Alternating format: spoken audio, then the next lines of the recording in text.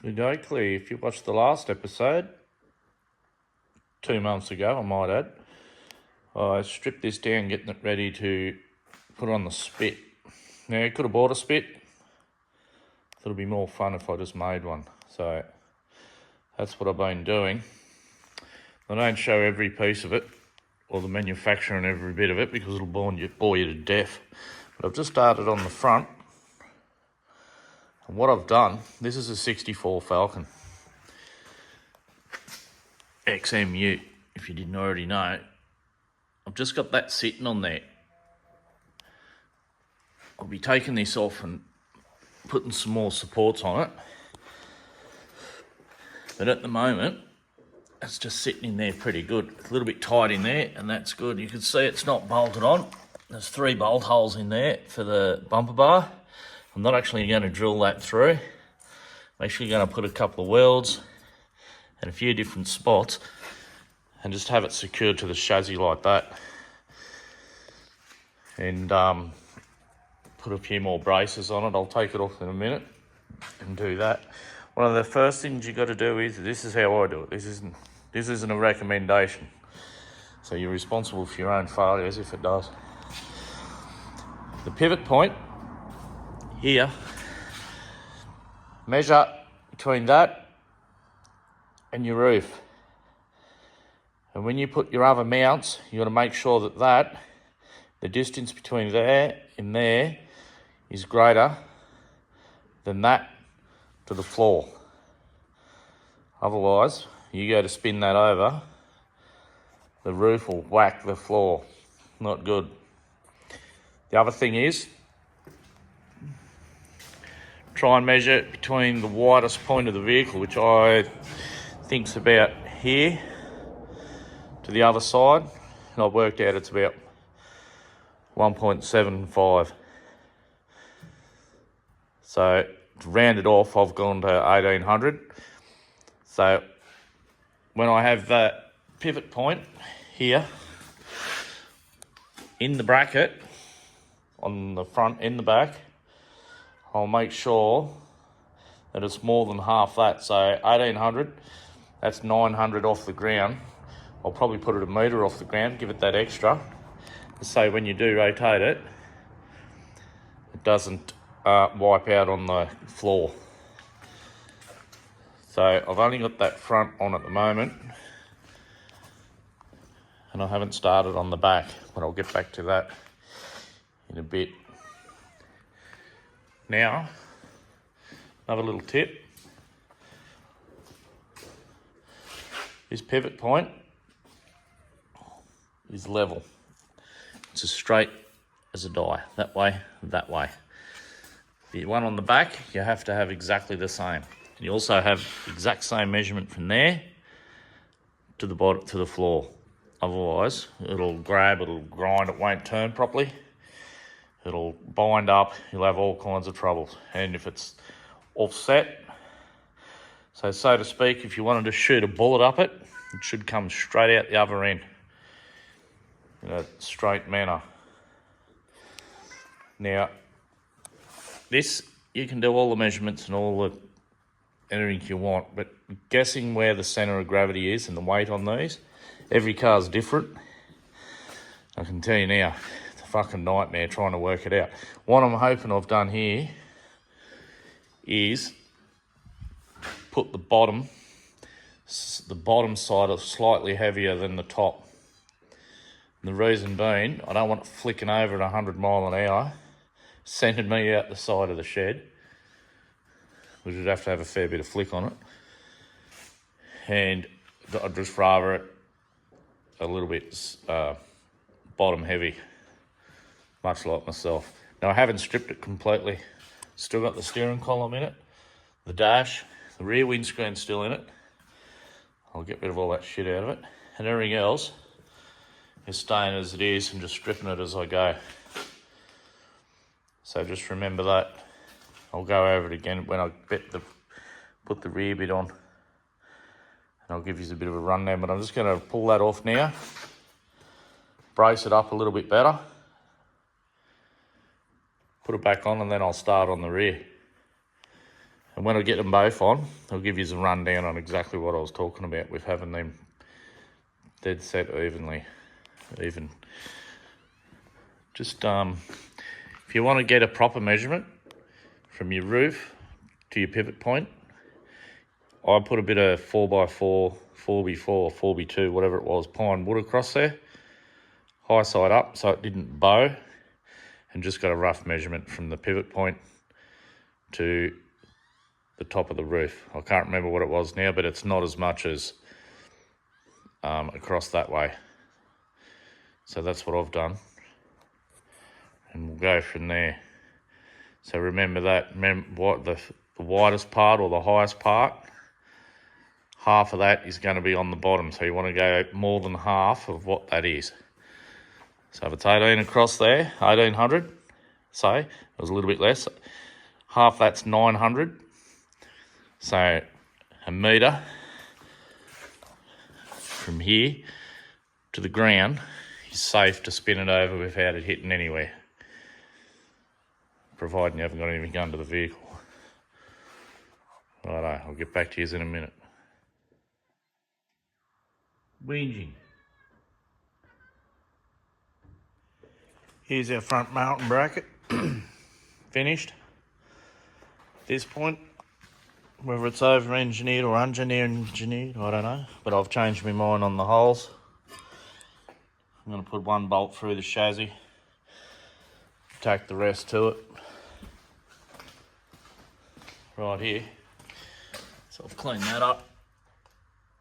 I'll slide it on the front. May even put a little tack a little bracket to the front there too. We'll put him on and we'll have a look. So we got the front mount on. So I said I was going to do, I've changed my mind, I've bolted it on one hole. I've tacked it in a few spots there underneath it also.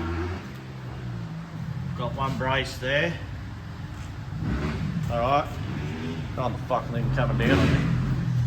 Brace the other side, same this side. Got a bolt through the chassis, I've tacked it.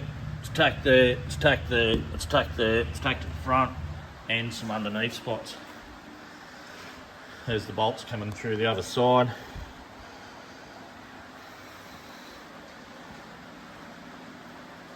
It is as level. I've measured some from points to points all over it. I've had the spirit level on, it's straight. Now to go to the back end and do the exact same. Remembering I've just used scrap steel from everywhere, so I'm just showing you don't have to go to the steel place and buy every shit. I mean, going to the scrap bins, one at work especially. There's a few other scrap bins about, I don't know where you live. Check it out. Boys making a lot of noise on their dirt bikes, I can hardly hear myself. So now, I'm just going to go to the back and have a look what I can do there. Get the same height with the pivot point. Oh, fucker. Righto, stay tuned. So I'm under the rear end here now. Got me great guts under here. Tow bar mounts. That's what I'm thinking I'm coming off, making a bracket off those, both sides, possibly. Across under the spare wheel well to the other side, and then have the brackets out. That's me plan. I'll see how I go with that.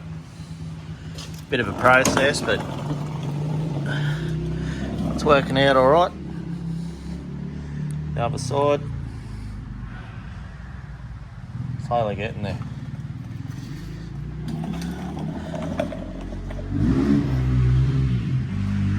Here we are at the back of the Falcon again. After that last video, I've had a little bit of a change of plan. Looks like I've got two drinking straws hanging out here, tailpipes. What I'm actually going to do is, for anyone that cares, get my fat guts down in here. Off the tow bar brackets, I've got those lugs hanging down. and a bit of 40mm RHS. I'm going to weld them on. Same on the other side, which you can't see. Weld them there. Take the other side, weld.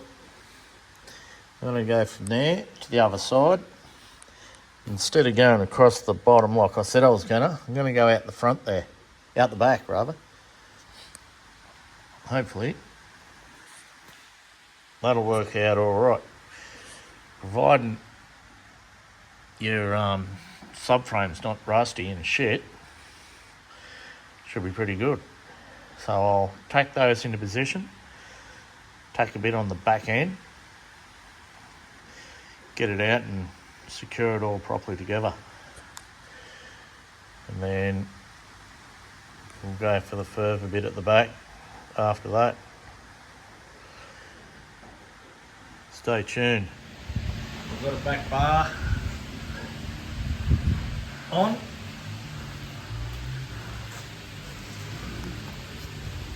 It's as level as you can see that. Just got him welded on there, both ends. As I said before, get underneath here. You can see where I've bolted it to the tow bar mounts. Welded those tabs on, and I've put a little, just an extra brace there, both sides. One over there too. And get ready to put the pivot point on in the guts, in the centre. See under here, a lot of surface rust. So much easier to get rid of all that. Let's use on this rotisserie. Alright. Now what? Just going to start on this centre point, pivot point rather. So on the front, same measurement from the ground to the pivot point is exactly the same on the back here, from the ground to that hole there. And that will make it centre and level from the one in front, exactly the same to this one at the back. Here we have a rear pivot point, same as the front. I'll put another bit of pipe up though, where it's going to spin on the frame. Put the main bit right through, welded at both sides. Don't know if you can see that real well. Don't know if you can hear me, I've got the fan on over here. It's 300 degrees here today. Sweating in places I didn't know I had. Now I'm just going to tack that on. Build up a few gussets for it. We'll have a look. Probably actually see this pivot point a bit better now. I've tacked it on, I don't have to hang onto it. Give you a little tour. It's only just tacked on there at the moment. Gonna do some measurements, make sure she's level and straight. Should be able to see straight up that one and out the front. Here we are, pretty well completed. As I explained on the front, this pivot point is exactly the same distance from there, from the centre of it to the floor. Same as the front, same as the back. I put a pole right through one and come out the guts of the other one. Centre of the vehicle, it's all level.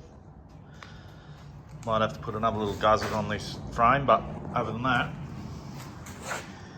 didn't come up too bad. I don't know whether it's over-engineered or under-engineered.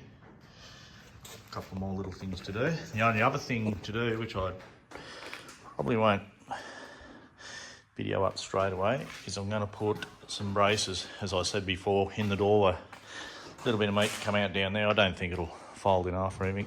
See how we go. Off to lunch.